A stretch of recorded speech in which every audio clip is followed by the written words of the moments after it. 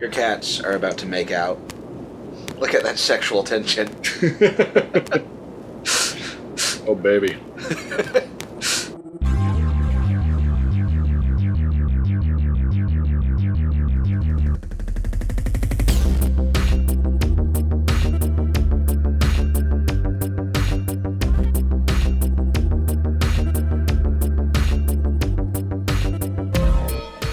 All right, and welcome to a special episode of Side 1, Side B, with Dave and Steve. I'm Steve. And I'm helping. I'm Dave. And today, we're looking at a single rather than an EP, but we're going to have lots of little goodies to review with this, besides the two songs, because this comes with a prequel comic book. Does it have lore? Yes, it does have lore. The Mandrake Project, that the album that the single comes from, is also tied with a comic book somehow. I don't know really anything about the comic book, but I think the album was really good. I bet you could find the comic book at a local shop for like 99 cents. Yeah, I doubt it's been a big seller, but... Oh, and then like the comic collecting thing was a mistake for everyone involved. Well, so let's go ahead and see what the comic book goes for here. I wonder how awkward that edit will be. Very awkward. Just had a monitor randomly turn off, so we didn't know if we were recording, so we just kind of stopped. The first issue was $6.31, and it's out of stock at this place, so let's see if it... Oh, that means it's more than what the cover price was when it came out, at least. Looks like they go for about 10 to 20 bucks each. Oh, okay, so it actually is fairly valuable. Yeah. Comics were never going to be anyone's retirement plan, because, like, the speculator market was fucked. There are other podcasts that talk about that. That doesn't need to be a tangent that turns a mini episode into a full episode. Well, I'm pretty sure Bruce just did this for artistic reasons, so... I mean, yeah, why not? Why the fuck not? I would like to do an illiterates comic at some point. That would be fun. I don't think that would work. Maybe a Lucid Feud comic, but yeah. A Lucid Feud comic I could see being like one of the fucking craziest, most unreadable things ever. Yes, we should do that. Yeah. But yeah, so his album ties into a comic also called The Mandrake Project, and this single comes with one called Afterglow of Ragnarok by Bruce Dickinson, a Mandrake Project prequel. So did the album come with the comic and like different singles come with different issues? I don't think so. I think the album, like maybe there's an edition where you can get the comic books with the album, but I didn't actually buy it, so I'm not sure. I think it's a matter of, you buy the CD and then you buy the comics. I don't think it comes with it, but... Okay. Is it going to be better if we read the comic before the songs, or should we do it after? I'm thinking we'll listen to the songs first, then we'll do the comics, and then we'll listen to the two different versions of If Eternity Should Fail, because there's an Iron Maiden version, and there's a Bruce Dickinson solo version, and this is the demo, so it'd be interesting for us to talk about all the differences between the three. So, to start out, the cover is a big M. Yeah, looks like something from a comic book. Yeah, looks like it looks like kind of a superhero kind of thing. His name, title, Afterglow of Ragnarok. Then you look at the back, and you got Bruce Dickinson and his mommy needs a big strong man to help carry in the groceries pose. Yeah. Like the tank top and... Yeah. Like, he looks intimidating. Like, I don't think I'd want to run into Bruce Dickinson if he looked like this. But, like, photographed, I don't know, he kind of looks like... It looks a little silly. He looks like one of those bouncers that's just a little too aggressive in that picture. Just like, no, you're just here to make sure people don't get into fights. Don't act like you need to be the one starting shit. You know, you're bad at your job if you're starting shit. He looks like the kind of bouncer who starts shit in that picture. You know, that does sound like Bruce. Bruce is the kind of guy that likes to start shit. I mean, I played you that one Mission from Airy track where it's the bass player and the drummer arguing, and all he's doing the entire time is like trying to get them to fight more, well, because he's recording it on a cassette. So, yeah, that's Bruce for you. So the single comes with two songs. Afterglow of Ragnarok, which is the album opener, And then Sex with Armageddon. Yes. Old post-coitus, but yeah. And then If Eternity Should Fail, which is the demo. Afterglow of Ragnarok, great song. Well, I've heard it before, so I think it's a great song. We'll talk about it once I've heard it. Yeah, so the song was written by Bruce Dickinson with Roy Z, and Roy Z was also the producer on this song, and I think most, if not all, of the album. I think he worked with a couple other people on this, but I think he was the primary producer. Mixed and mastered by Brendan Duffy of Brendan Duffy Audio in Jupiter, Florida, and additional engineering by Dave Moreno. We'll say Moreno. This song is comparable to his Maiden career and reminiscent of his other solo stuff, so not too many surprises to expect, but it's big and epic, and I think you'll like it. All right, sounds good. All right, let's put it on.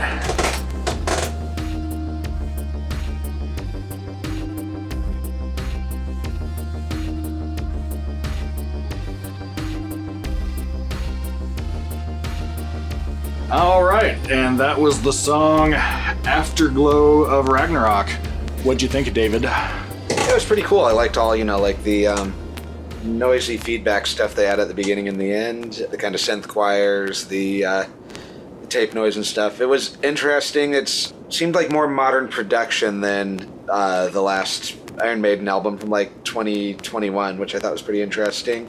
Yes, vocal delivery was good. Like I feel like Bruce's voice has gotten like gruffer as he's gotten older. Like the early Bruce stuff he's going more for the operatic thing. Of this, he seems to like in recent years he seems to have gotten more into growling. Yeah, I think as he's gotten older, he's lost some of his range, but I will say he's probably held up better than most people his age, because it wasn't until I want to say this most recent album where I've noticed a slight decline in his vocal range, which, I mean, given how big of a range he has, it's really... Yeah. He's still an impressive singer to this day. It's not the first time he's experimented with gruff vocals. He did on the No Prayer for the Dying album, which every Iron Maiden fan seems to hate, but I actually got that one like early on in my Maiden buying days, so I actually really like that one. And probably one we'll cover at some point, because you know me, if it's the worst one, I want to listen to it. Yeah. But yeah, I noticed that too. He's still got a nice soaring voice.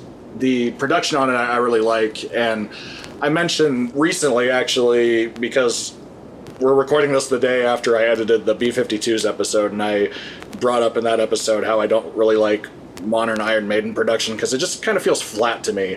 Like they haven't really updated since the early 90s, really. And their production, I think, in the 80s was great, so it's too bad that they've kind of gotten into, I don't want to say a rut, but I think they've gotten comfortable with their producer. And if I was in charge, because I know so much, if I was in charge, I would probably hook them up with probably the guy that produced this song, Roy Z. I think he's a really good producer. Like, everything's really clear. The song sounds like a giant airship that's like flying into battle, like, you know, in Final Fantasy, those big airships that look like wooden battleships. Oh yeah. This sounds like one of those crashing kind of. Yeah. Like, sounds kind of epic in that sense. And I've enjoyed the last two Iron Maiden albums, but I've felt like the production was just kind of flat on them, so it took me more effort to get into them than I would have for maybe like another album of theirs, or like even another band, because production just really makes a huge difference, I feel like. Yeah, no, I remember listening to the last one and thinking, oh, yeah, that was pretty good, and then never listening to it again. Yeah. Yeah, it's definitely a good album. It's a double album for no reason, just like the Book of Souls, which the next song that we're going to do is If Eternity Should Fail, which is the opener of the Book of Souls, and one of my favorite Maiden songs overall. It'll be interesting because we'll get to listen to the demo, and then after we do the comic review, I'm going to have you listen to the Maiden and the Bruce Dickinson versions of that song, so we can compare them. Before we move on to the other side, do you have anything else to say about this song? Yeah, I liked the guitar work on it too. Like, the main thing I like about Maiden's particularly brand of metal is the chugging rhythm guitar. Like, I like that. To me, that's more interesting than like the lead riff stuff, and that this had that. It was, yeah, like kind of going back to the production thing. It was, yeah, interesting to hear it with more, like Bruce singing with a more currently sounding produced band. Also, I think the reason why Iron Maiden hasn't really updated their production stuff is I think they think that it won't sound like Maiden anymore if it doesn't sound like it's 1987. I think you're right about that. Steve Harris has a particular way he wants Maiden to sound, and I think, yeah, he's kind of stuck in, as you say, he wants it to sound like Maiden from '88, and I just love to hear Maiden in, I don't know, 2025 or 2026, whenever they do their next one. But yeah, either way, I mean, I'm just happy they're still making records, and at this point in their career, they only do things, I think, because they want to, not because they have to. Yeah. So I just support them artistically. But if, for some reason, one of you decides to listen to this, try another producer. Yeah, or at least try current production. Yeah. Because it might not even be the producer. It might just be, oh, it has to sound like 1987. Yeah. Well, it might not even be the producer. It might be the mixing engineer or something. Yeah. But yeah, something about it just feels flat to me, unfortunately. But yeah. Not really the case with Bruce Dickinson's solo stuff, because Roy Z, who's also the guitarist on this, is his producer, and has been his producer since, well, he was on Balls to Picasso, and then Skunkworks was supposed to be he calls it his David Bowie album, and then he hooked back up with Roy Z again for Accident of Birth, so he's been his producer since that album. And I think he's a great producer, I think he's a great guitar player, and now let's listen to a demo that I don't even know if he's on.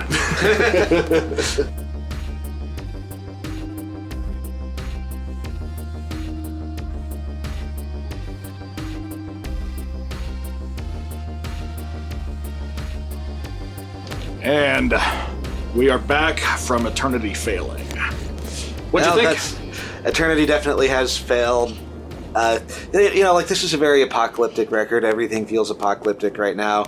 Who knows when this will release, but I'm sure just with the fact that everything sucks right now, it'll feel apocalyptic when this episode comes out.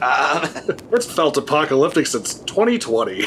Yeah, but anyway, yeah, no, I thought it was pretty cool. I liked that intro part where it was living room studio synths. Maybe Bruce Dickinson should just do like his next solo album to be like a living room studio synth thing, like lo-fi synth thing. I think that'd be interesting. I think he could pull it off, like that sine wave trumpet thing where, it was supposed to be a trumpet, but I could tell it was a sine wave. Yeah. And then just like all of, like the kind of like atmospheric white noise from the synths in the background. I thought that was pretty cool. Like when the guitars came in, that was good too, but it was just like, I've heard Bruce Dickinson do that kind of stuff before. I kind of want to hear Bruce Dickinson's Dark Wave album. Come on, bring that to us. Come on, Bruce, we know you're listening. Or Paul, I know you two are best buddies now because I saw you two together, and I know Paul's a big listener too. Yeah. Well, yeah, I really like this song. It's possibly one of my favorite Iron Maiden songs. And after we review the comic, we'll play the Maiden version and the final Bruce version. But this version, I think, is it's really cool. I love listening to demos. And particularly, I like that, the fake sine wave keyboard thing, which obviously is replaced in the final versions. But it's cool to hear that because, I'll read it off a bit here about the song from his perspective, because he puts here, the demo of If Eternity Should Fail was produced in 2014 in Roy Z's living room. I played the keyboard intro, okay, so it was Bruce, which I intended to replace, and Roy was on bass and all guitars. The title actually comes from a Doctor Strange episode, and early on I wanted the track to open the next solo album.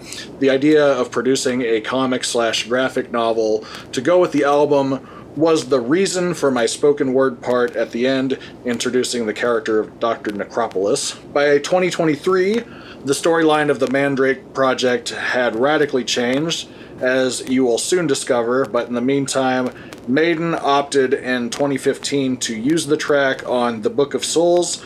We re-recorded it, but kept the intro from Roy Z's living room, including my dodgy keyboards. The keyboard playing was fine. Ditto, Steve kept the outro, despite it making no sense whatsoever in the context of the Maiden record. On the forthcoming album, we have reinvented the track, different words, different feel, and plenty more vocal tracks. As a demo, there are numerous flaws, but that is the point. It's a small window into the creative world, and we have not changed a thing. Dr. Necropolis, though, has survived, but for how long? But yeah, I agree with him. That's why I like listening to demos, because yeah, you get a bit of a look into their creative process. Yeah, I kind of liked his unrehearsed, I guess, or just like not, didn't have like the vocal melody completely down, so his voice was a little imperfect, which I thought was interesting. I've never heard him allow mistakes into a final recording like that, so I thought that was cool, just to hear the voice. I did think the little lore dump at the end was a little cheesy. Not necessarily in a bad way, but, you know, like it seemed disconnected from the song itself. I don't think I would have included it as part of the song, maybe as a separate track. Or, you know, let the comic book establish that. But, yeah. Yeah, and we'll have more to talk about when we hear the final versions of those on both the Iron Maiden and solo, respectively. He changes them both a little bit on both of those. All right, well, yeah. To me, I think If Eternity Should Fail, it kind of gives me like a Doctor Who vibe, like lyrically. It reminds me of like, I don't know, like one of the apocalyptic Matt Smith episodes where like all the timelines are happening at the same time because he fucked up, or, you know, something like that. Well, I was looking at the first page of the comic somewhat to it, so I was getting kind of like a John Constantine or Ghost Rider, you know, like late 80s, early 90s kind of gritty street sorcerer vibe from it. But that might have just been from looking at the art, so yeah.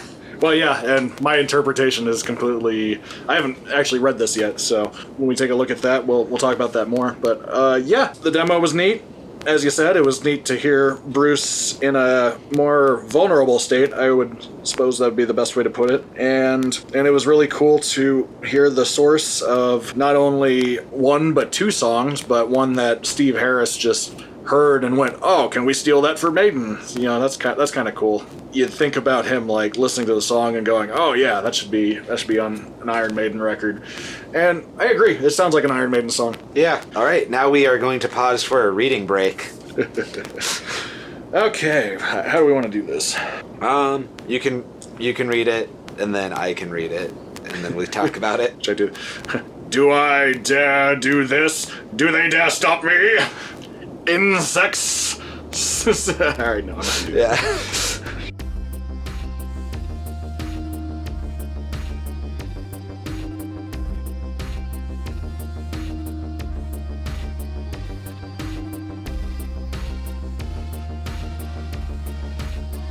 That wasn't really a plot, that was lore. We're already rolling, so we can just go straight from that.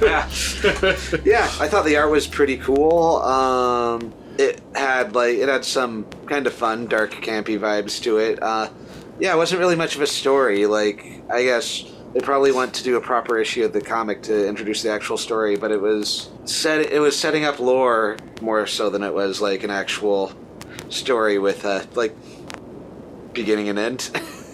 Yeah, it really just, a lot of the dialogue was just the song lyrics, and as you said, yeah, it's just kind of a lore dump. For me, I don't know if it made me want to check out the comic. I'm not like a huge comic book reader myself, but yeah, I agree the art was really cool, but didn't particularly grab me. I guess the part where the mirror was all cracked and he's in hell was pretty cool looking, but...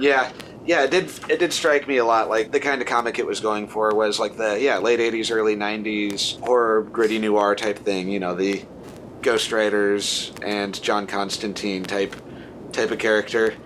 The anti-hero who meddles with dark forces, trying to stop something worse. Yeah, it was It was fine. It was fun, yeah. The part where he was flipping a coin at the beginning, you know, like, heads I drink, tails I live, it felt like that, okay, is this going to be a metaphor for alcoholism? Then no, it was all lore.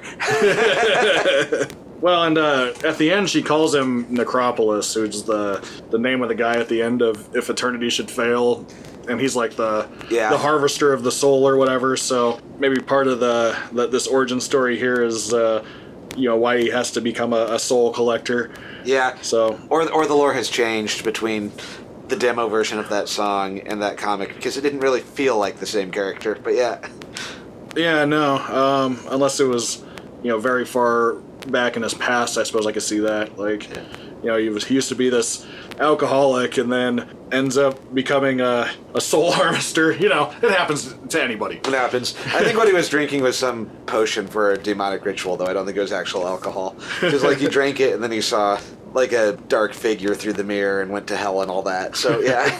Demonic potions. Not even once. Not even once. All right. Well, I'm probably not going to check out the comic from that. I probably won't either. I kind of enjoyed Slash's Sword and Sorcery comic a little more, but yeah. All right, well, we're going to listen to a couple different versions of the demo, and then we'll come back and let you know what we think of the progression since the original was recorded in 2014. So we're going to hear the Iron Maiden version that was released in 2015, and then we're going to hear the revamped version that was released just this year, 2024. And what I like about him is he changed the lyrics between the Maiden version and his final version, but they're more or less the same song. So the way I interpret it is the Maiden version's like the good future, and the Bruce Dickinson version's the bad future. I'm curious to see what your take on the two different versions will be from both a musical and creative standpoint. Yeah. All right.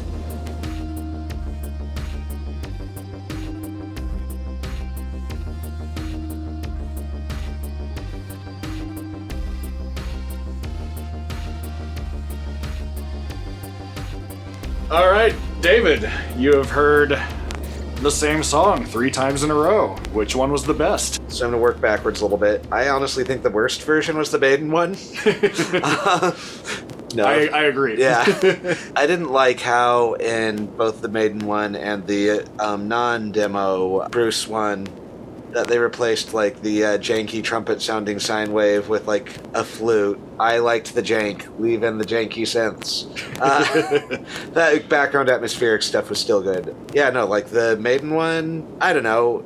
It felt like I liked the rawness of the original demo, and it was basically the same thing without the rawness. It was interesting to hear the vocals more nailed down and the guitars a little more in place properly, but it didn't feel different enough to feel any more interesting than the demo. Mm-hmm. And then the Bruce one, that changed the tints, changed a lot. It added a lot instrumentally to it. Like there was like a bunch of different solos going through it by a bunch of different instruments, including a keyboard solo at some point. And then I don't know. There's I like the tone of changing it, the tints on it to some degree. Like it's not something that will happen. It's something that has happened. It's the disappointment now. I thought that was an interesting take on it. Don't know if I like it better, but it was an interesting way to change it up. And I liked it how in the this year version that they cut down the little monologue at the end to just the character introducing himself. I think that's much better. I don't think the album needs the full lore dump in there. So, yeah. Yeah, especially not the Maiden version. Yeah, for me, my favorite version is the final Bruce Dickinson version, Eternity Has Failed. I think instrumentally it's evolved a lot since the Maiden version, and as far as like anything that I would prefer from the Maiden version, it'd probably just be the drums. I preferred the guitar playing on the final version. I really liked how when it got to the raising a sail at the end of the world part, just in the Maiden version it just kind of went to the next section, but in the Bruce version it just like hit.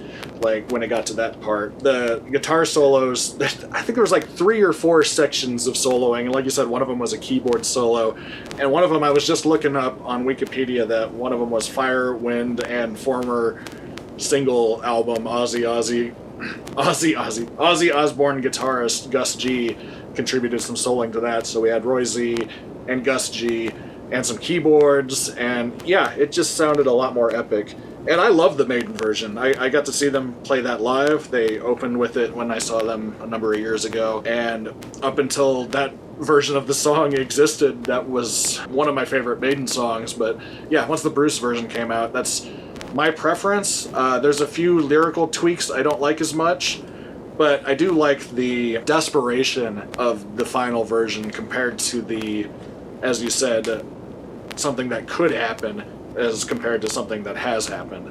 I like that he made that change. I'm glad that, you know, if he was going to keep the song on the album, I'm glad that he tweaked it just a little bit so you get something more to think about.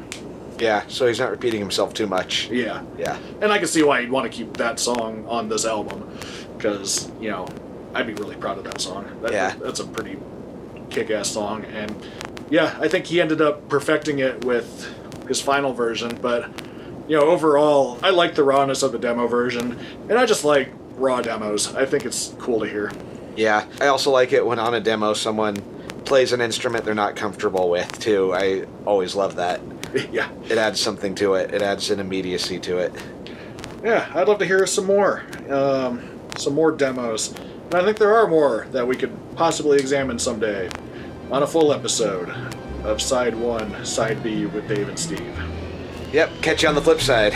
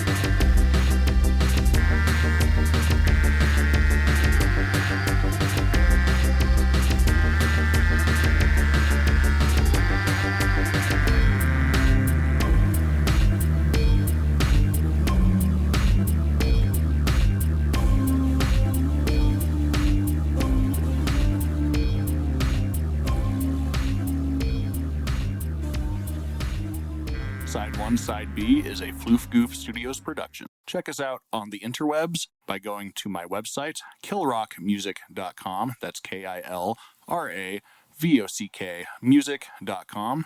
And there's a tab for Side 1, Side B.